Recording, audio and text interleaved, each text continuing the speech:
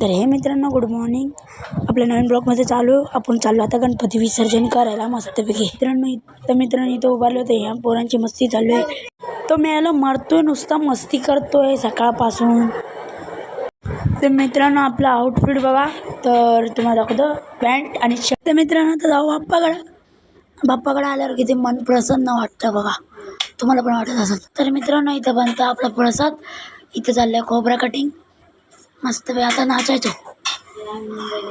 नाचा बाहेर नाचा.